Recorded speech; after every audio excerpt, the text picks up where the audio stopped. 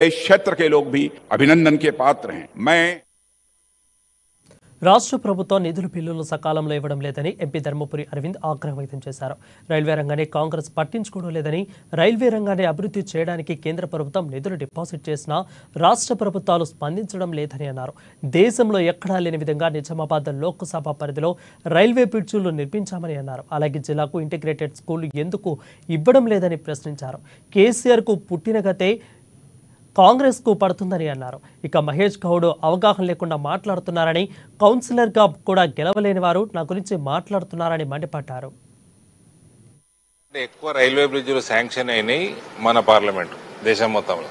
Under bridge అనుకోరు, over bridge అనుకోండి, ఇంకా 3 కూడా చేపిస్తా నేను. ఇక్కడ 7 రైల్వే ఓవర్ బ్రిడ్జెస్ లో ఒకటి కంప్లీట్ అయిపోయింది, 4 పనులు వివిధ దశలలో కొనసాగుతున్నాయి.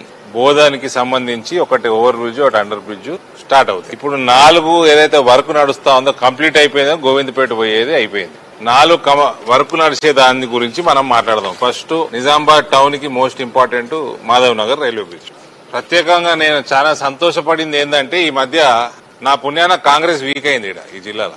మహేష్ కుమార్ గౌడ్ గారికి పిసిసి అధ్యక్షుడు పదవి వచ్చినందుకు ఆయనకు అభినందనలు తెలియజేస్తున్నాను. మరోసారి అభినందనలు ఎందుకు తెలియజేస్తున్నా అంటే, రైల్వే ఓవర్ బ్రిడ్జ్ల గురించి ఆయన మాట్లాడాడు.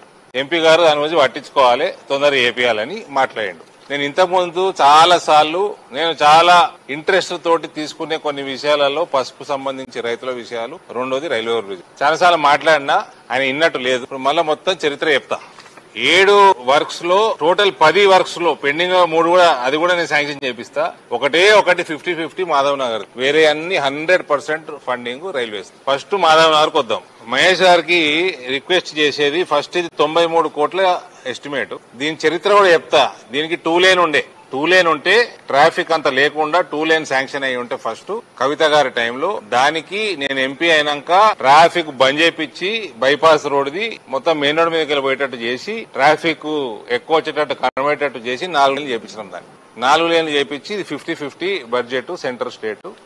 ఈ పని 93 కోట్ల ఎస్టిమేట్. దానికి ఇప్పుడు రివైజ్డ్ 103 కోట్లు అయింది. 10 కోట్లు ఎస్టిమేట్ రివైజ్ చేసి సబ్మిట్ చేసి ఏప్రిల్ 2024 లో చేసిర్రు కాంగ్రెస్ అధ్యక్షులు గారికి. ఇవన్నీ మీరు నోట్ చేసుకోండి. ఏప్రిల్ 2024 లో 10 కోట్ల రివైజ్డ్ ఎస్టిమేట్ పంపించారు. తన 30 ఏళ్ల సర్వీసులో ఎలాంటి